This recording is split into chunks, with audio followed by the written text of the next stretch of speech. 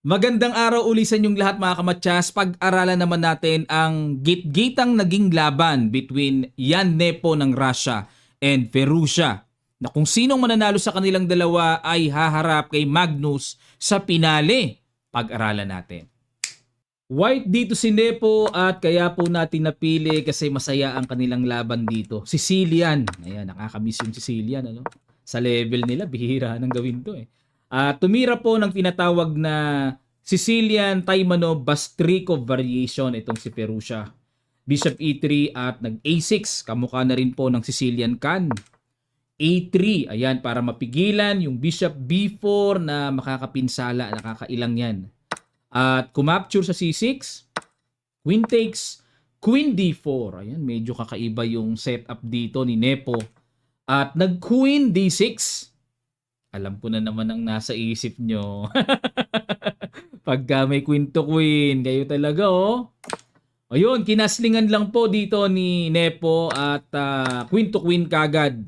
Pa, wala nang pamresyur Knight E7, A4 at yan po ang lumalabas na novelty sa laban na ito dahil ang old line ay Bishop C5. Okay? A4, ang gusto mangyari ni Nepo ay sirain niya kagad ang napaka-solid na queenside structure. Nag B4, Knight A2, habol, Knight C6, depensa, atake sa Bishop, atras sa F2, Bishop E7, King B1.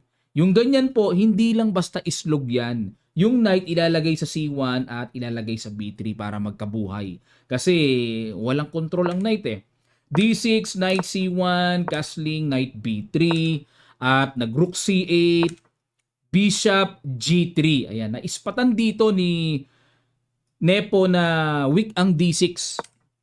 At nag-bishop F8 si Fierussia. Teka muna, bakit pinakain? Ang gusto ng computer ay H5 naman dito.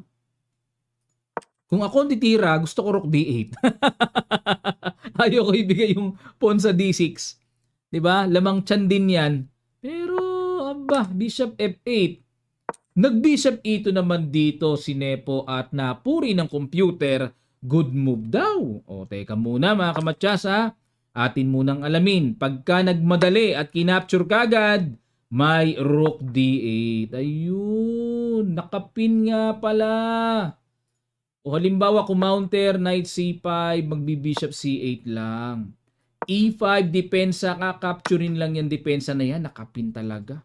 Mabigat pala mangyayari dito at nakaka-pressure sa puti. Balik tayo, kaya dito nag-bishop E2 muna at para talagang secure na ang tore ay may depensa na pag kinapture ang pawn sa D6. Pero binarahan na dito ni Fierussia. Rook D2. Ayan, ang mga teknika niyan. Papatong at pahinog muna, timing sa D6. Nag-A5, Bishop F2. Ano idea nito? Pupunta doon sa B6. Bishop A6 at kinapture, patong, battery, and F6. Rook D5. Yan. Dito matututo tayo ng mga control, yung mga pasensya sa posisyon. Samantalang parang nililingkis pa unti-unti ang mga kahinaan. Okay, King E6. Yan o. Rook D5. Unti-unting nililingkis. So, threatening knight takes A5. Rook A8 depensa. At nag-rook B6. Ayan na. Hinamon na ng exchange. At nag-bishop E7. Kasi po kung kakapturin lang yan ay makakatulong sa puti. Bishop takes naka-threat ang pawn sa A5. At nag-rook B7. F5 para kahit papano makabasag-basag. Knight D2 ay hindi nagustuhan ng computer ang tira na yan. Dapat daw po is rook D, B5. Yan pala. Ang nakikita ko nga dito ay rook C7, tapos susundan ng patong, 7 trunk control. Ayan. Pero knight D2 ginawa. Basahin natin. Mukhang gustong mag-maneuver to C4 dito ni Nepo. Okay, capture, rook C8, bishop E3, at nag-knight D8, rook B6. Okay, hamon ulit. Baba ang tore, at nag-B3. Ayan. Itong B3 ay knight C4 ang gustong mangyari. Knight F7, talagang yakap na yakap si Perusia sa D6 niya na wag bumagsak ng ganun-ganun lang.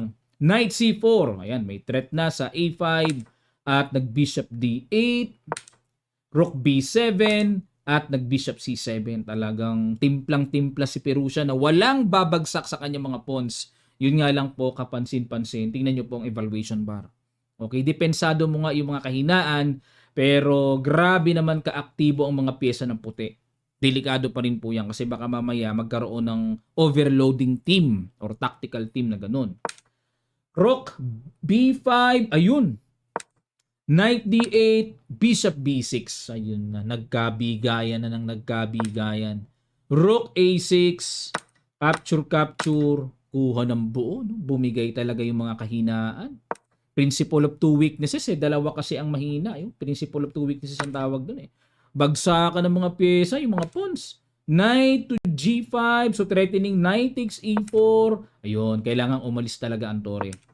Rook C5, Knight B7, iwas, H4 paalis muna sa nakakailang na nantetret, balik ulit. Knight A5 balik ulit, G5 hamon, and H5, G4 para magpumilit na yung knight ay babalik uli sa G5 at nag-knight C4 na, knight G5 ulit, and rook B7. Capture na dito nag-decide si Nepo na ganyan kasi kung kakapture ng pawn sa E4, medyo vital pong mawala yung H7 at magkakaroon ng strong pass pawn at puti. Pero nakipagsabayan na si Perusia, King F5, naisip niya na okay may pass pawn ka nga pero ang lapit naman ng king para yan ang pinakapamigil. At nag-H6, D5, check muna, King E6, at nag-Rook G7. Ayun, idea is to play H7 na. Rook A8, Knight takes G4. Grabe, panay ang pamalengke ng puti sa mga pawns. D4, H7, Rook H8, and nag-A5. Naku po, kamay alimango ang tawag natin dyan. Parehong nasa gilid, outside pass pawn sa gilid. Knight D6 at nag-A6. Diba? Parang kamay ng alimango, nakaganon pareho. Knight F5, Rook B7, Knight D6 habol, Rook G7. Aba, mukhang nagpaasang parang tatabla pero talagang siguradong iibahin yan at winning ang puti. A7. Okay, sa pagkakataong ito, naka-freeze na po ang tore. Hindi niya pwedeng capturein. May A8 queen at ang nakakatakot nito, yung paparating na Rook G8. May aawat pa ba?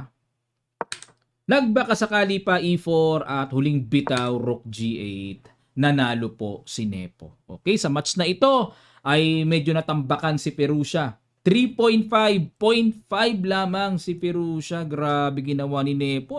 Tawag natin dyan, minarder. Okay, at ang grand final ay between Magnus Carlsen and Nepo. Parang World Championship lang dati, no? Sila na naman dalawa ang nagkita.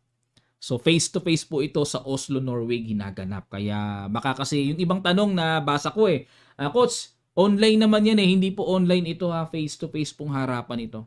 Kaya maganda ang pinali, ang pagbabalik ng alaala ng World Championship between Nepo and Magnus. Ayan, maraming salamat po mga kamatya. Sana po natuto kayo at abangan natin na magiging grand final result.